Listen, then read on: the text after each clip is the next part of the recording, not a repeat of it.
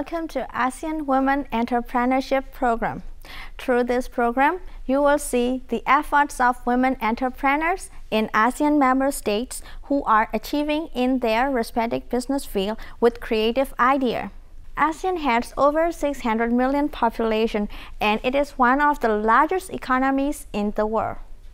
In accord with the economic growth in the region, the women participation in the business sector plays one of the crucial roles. Now, women in ASEAN contribute their efforts significantly to support the economic progress of their countries through their own businesses and SMEs.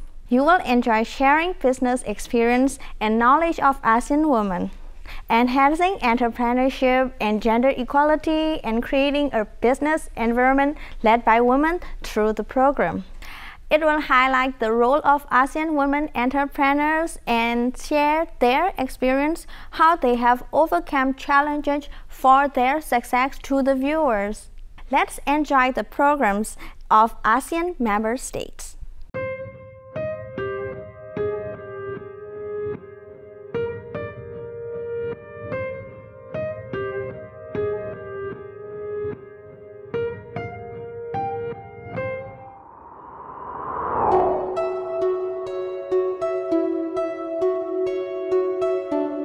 Nama saya Nika Aksaniati Holiso, saya biasa dipanggil Nike atau Nicole. Saya mempunyai harapan di mana saya bisa banyak memberikan manfaat di lingkungan saya.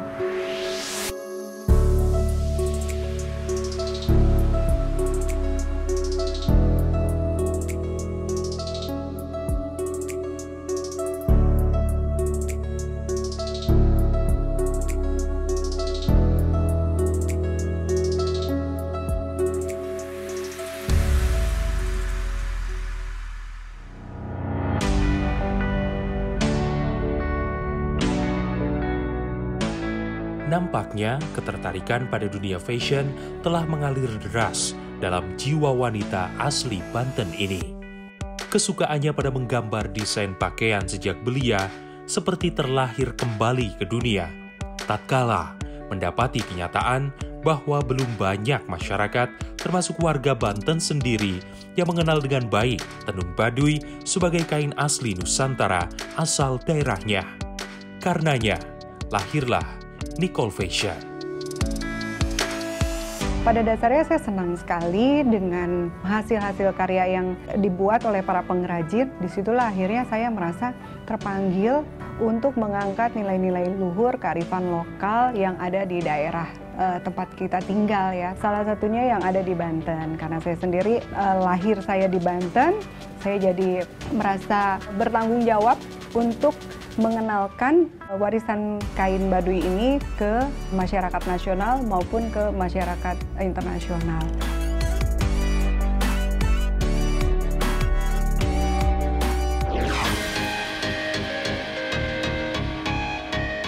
Mitra adalah kata yang ia gunakan untuk menggambarkan hubungannya dengan para perajin.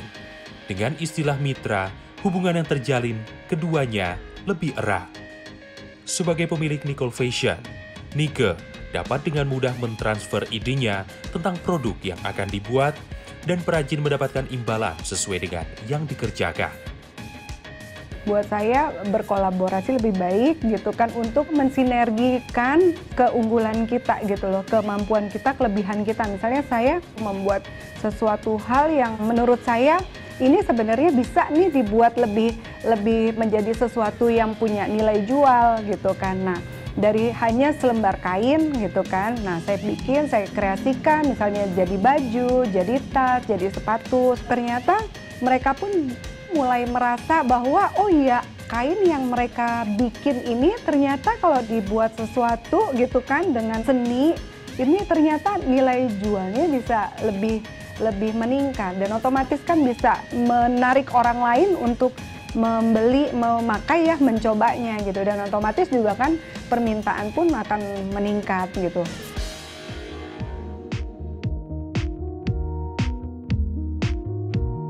Selain menciptakan karya ramah padu padan, pemanfaatan kain tersisa untuk menjadi produk lain juga dilakukan. Tujuannya tak lain agar bisa berkontribusi pada perbaikan lingkungan. Limbah-limbah fashion dari baju yang saya bikin itu, saya bikin pernak-pernik gitu. Itu bisa jadi hiasan bros, juga bisa jadi kalung, bisa jadi anting, terus bisa jadi sepatu. Banyak variannya karena memang Nicole ini kan nggak cuma fashion, tapi kita menjual atau menyediakan craft juga, pelengkap aksesoris kayak gitunya.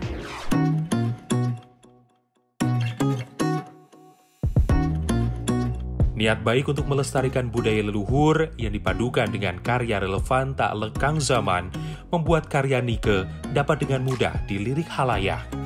Tak heran, Nicole Fashion kerap diminta untuk berpartisipasi dalam banyak event pameran, termasuk yang bertaraf internasional. Hong Kong, Malaysia, dan Rusia menjadi negara yang sempat dikunjungi Nike untuk memamerkan karyanya.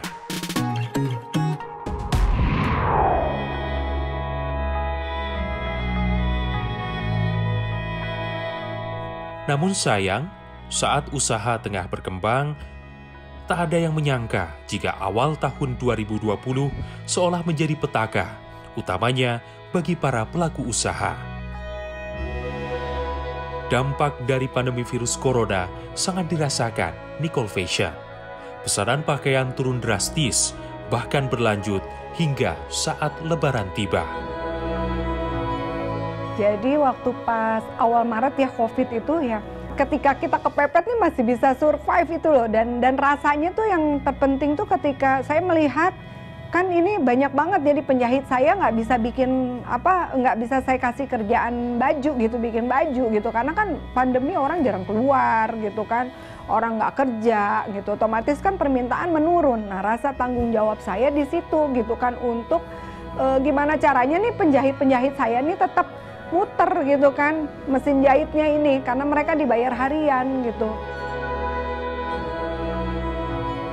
Akhirnya saya mencoba bikin masker, karena saya lihat kan masker polosan udah banyak banget tuh ya. Jadi aku pikir coba deh kita bikin nih masker batik gitu, dan ternyata setiap bikin habis.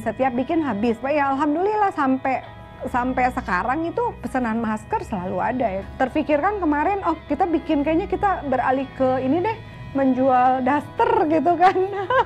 Iya. Saya tuh hanya terpikir kemarin ini bisnis realistis, bukan idealis lagi gitu. Kalau mungkin idealis saya harusnya menjual baju-baju etnik gitu kan, yang fashion gitu. Tapi why not, gue coba gitu kan bikin jualan daster gitu kan ya. Alhamdulillah akhirnya bisa survive gitu.